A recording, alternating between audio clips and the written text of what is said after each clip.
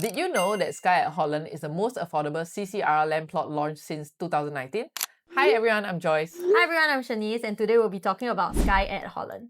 Skye at Holland is launching this September, and this could be the last government land plot in Holland Village. It's developed by some of Singapore's biggest names, and today we're going to give you a full 360 review of the project. So today we'll be covering the project facts, location and lifestyle, unit layouts and pricing, rental and exit strategies, and finally, whether this is a safe buy for investors, families, or high net worth buyers like yourself. Let's dive in. Segment 1. Skye at Holland sits at 2 and 6 Holland Village Way, District 10.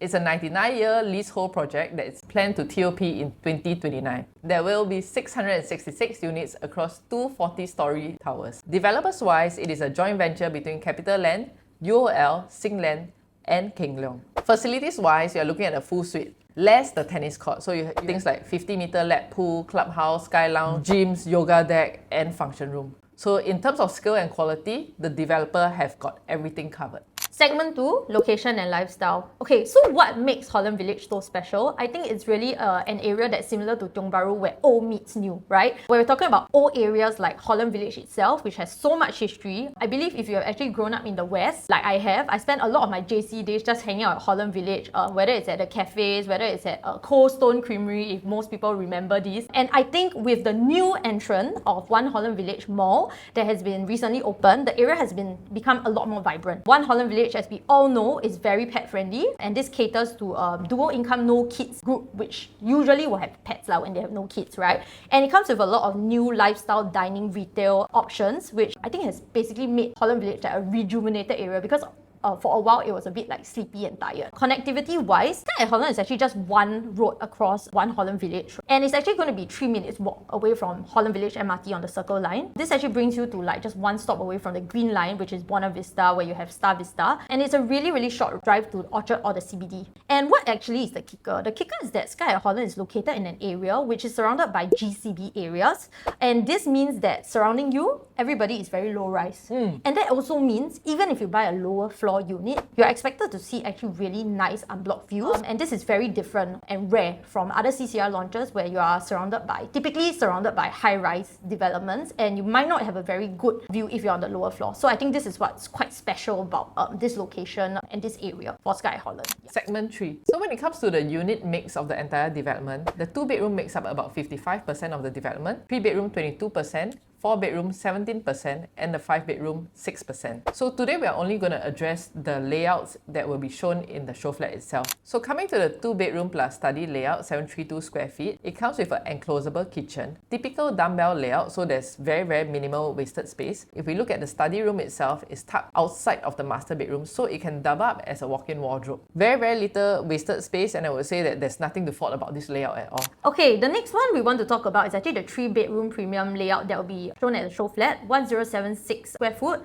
Nothing much to fault about this layout. In fact, even the entrance area is very small, but what I like about it is that it actually offers privacy because it doesn't open direct into your living and dining room.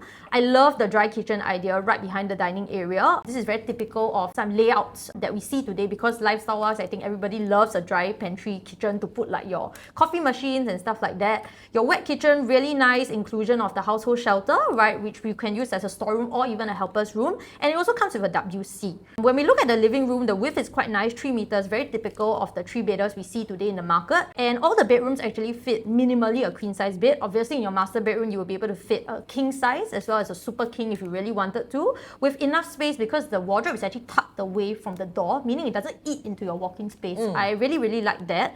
And all the important parts of the house that require windows will have windows. So I think this will be a really popular choice for own stay buyers, especially families with children. So coming to the 5-bedroom premium layout, it's 1765 square feet. The 5-bedroom layouts are really rare here because we don't actually see that in One Holland Village at all. Yeah, and personally, this is like, to me, a really trophy layout that you'll find in the market today. Firstly, only 6% of the total, unit types are 5-bedders. It's so rare. If you look at the layout in general, you get a very nice landscape living and dining area, which is quite rare. Even just now in the 3-bedder premium, we don't see it. And what I love is actually the kitchen, because I'm assuming if you're a 5-bedroom premium buyer, right, you are looking to host friends and family quite often. That's why you need such a big space. Your kitchen is really nice because this actually reminds me of the Avenir, the pine tree Tree Hill, big 5-bedroom layout kind of kitchen. Has everything that you need, and it also leads to a separate yard area where, you know, people typically use for their helpers, right? And it has a storeroom, it has a household shelter, it has a WC, everything that you need. Bedrooms wise, it's really nicely laid out as well, all the way on the other wing, right, of the house.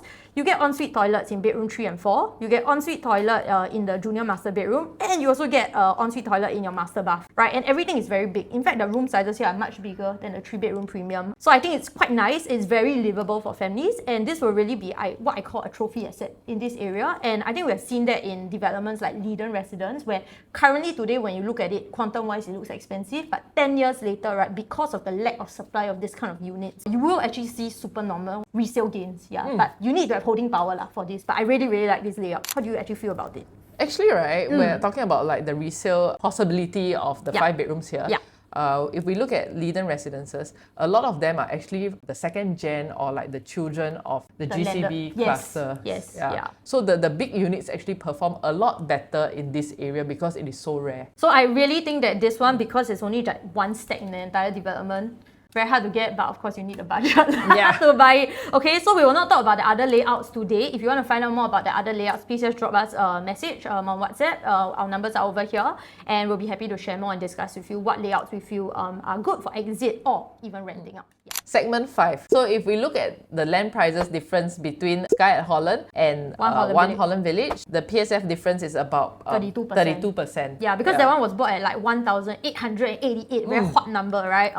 But basically we bought at a much lower price, right? And I think this gives you a kind of idea what the buffer could be like, as well as the price support in the area. We're expecting the 2-bedroom plus study units, 732 square foot, if it's around the 2,008 to 3,100 PSF on average, right, to be around 2.2 to 2.3 million. Pretty nice pricing. 3-bedroom premium will be about 3.2 to 3.3 maybe. 5-bedroom premium units are 5.3 to 5.5. That's why we choked a bit later just now when we talk about the layouts, because you really need the budget, right? Floor premiums, we're not really sure how they're going to do the jump, but we're guessing between the low and the high floors based on another nearby project which UOL did, Pine Tree Hill. That's going to be like what, a 300k quantum gap between something that's low and high floor, right? And like I mentioned again, I want to highlight again, because the area is pretty low rise, you're going to get very nice views whether you're on a typically like lower floor or the really high floor. So what's our tactical advice? We basically feel that here the mid-floor units actually provide a really good balance of affordability and exit strategy, and the high floors, you will hit buyers who want that high floor prestige, but maybe that will be better for the 5-bedroom units. Because if they're already going to shell out that kind of money, right, they are looking for something else in the market. So I think that will be our tactical advice on how we will look at Skye at Holland in general. Yeah. Segment 6. So if we were to benchmark Skye at Holland versus Holland Village, I feel that we are more superior in these following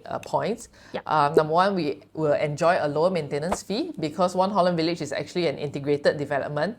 Layout-wise, we're actually more efficient here because the bulk of layout in Holland Village is actually kitchenette in the 2 bedrooms. Yeah. Number 3, the layout of the 3 bedrooms at Holland Village, you will see that there's a huge wastage in the balcony space, as well as AC latch. Yeah, pretty big AC latch. And I think for me, what I really don't like about the 3-bedder layouts at Holland Village is the portrait dining set, because it makes your house feel very like cramped and small. In Skye at Holland, we're able to do it landscape style. Like visually, your house looks bigger and nicer, right? I really like that about Skye at Holland versus Holland Village. And I think the biggest point, I want to repeat it again, right, is that at Skye at Holland, you got 5 bedders, but at Holland Village, really no 5 bedders. So this really caters to a very different group of buyers who are looking for prestige and like big spaces, right? Which actually, if you buy into CCR, a lot of people who are not looking at like rental and like, you know, for own stay, they are looking for space. Rental demand, I don't think we have to worry much about it because we put out some data. Out of the 296 units in Holland Village, right, 180 units were actually rented out within the first year. Demands are high, right? Median rents are from $7 to $8, $8.60 PSF. So hence we believe that actually Skye at Holland has some advantages based on lower land costs, right? More efficient layouts and really giving you condo lifestyle minus the tennis court, right? But without the higher MCST fees and the crowd of an integrated development, right? So when buyers compare, I feel like Skye gives them a chance to buy CCR at like 2019 prices, right? So I think that's something that's really interesting about, you know, the benchmark between Holland Village and the other CCR launches today.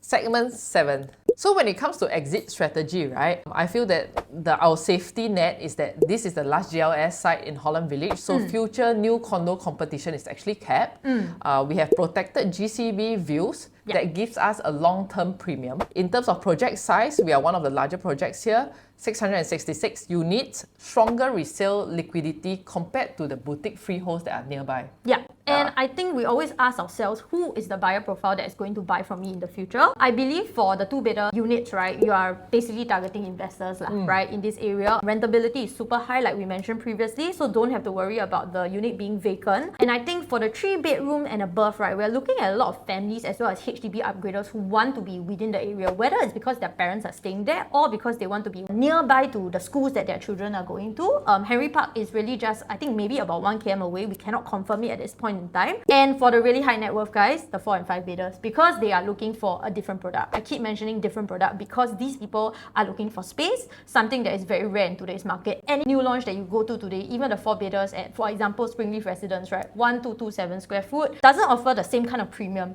as the 4 and 5 bedders here, right, with the private lift. So I guess whichever profile you are, right, there's kind of a buyer out there, but the question is, what is the sweet spot for you to enter at to be able to make that kind of profit in the future, and whether it's suitable for your investment portfolio, right? So that's where we come in to actually basically advise you and tell you at what price do you walk away and at what price do you enter. So that's really our job here. So what are the drawbacks of this project? When it comes to schools, we are not very sure whether or not Henry Park is within 1 kilometer because it's really right along the 1 kilometer mark. But in the event that it falls within 1 kilometer, then we have that price advantage, because what we saw at Nava Grove was when developer found out that it was within a 1 kilometer radius, they increased the prices immediately. Yes. So I think the next thing that we want to watch out for is that there are a lot of very comparable and strong RCR launches in the market today, whether it's like your Penrith or your Zion Graham that is coming up. So this really might not be the project for you if you are looking for just like good location and proximity to town or to the CBD, right? So there might be other options that are better for you. So we really have to see, is this a lifestyle choice or is it something that you want to explore as an investment strategy? That's where we come in. I think the other thing that I'm worried about is the freehold condos in the area. They do exist within 500 meters and data actually does show that CCR projects that are larger, right, more than 500 units, outperform the boutique in this area. But I do think that's a little bit of a risk that we have to watch out for, because the freehold thing in this area, PSF is actually quite palatable from a comparison point of view. Okay, so while these are actually some points that you should look out for, I don't think it overshadows the entire like long-term strengths of what Skye at Holland offers. Yep. Okay, so to wrap up, Skye at Holland is about CCR prestige at RCR pricing. It's about living in the heart of Holland Village with protected views, strong rental demand, and limited future competition. Yeah, so if you're an investor, I guess the 2 bedrooms would really appeal to you, and it's really a sweet spot in the market today based on the pricing that we see. Families and upgraders, like I mentioned, 3 bedroom actually gives you the best balance between own stay as well as investment. And if you are really a high net worth buyer, then looking for something different in the market, the 4 and 5 bedders are a rare trophy asset with long-term, I would say, legacy value, right? And I guess the question that you ask yourself is, which camp do you fall into today, and do I have better alternatives? Please drop us a message if you want a personalized consultation on stack selection, pricing, and exit strategy at Skye or any other of the RCR projects coming up. And we'll be very, very happy to guide you through. So if you have actually found this video very useful, please give it a like and a share. Subscribe for more of our property reviews. Thank you very much. Bye-bye!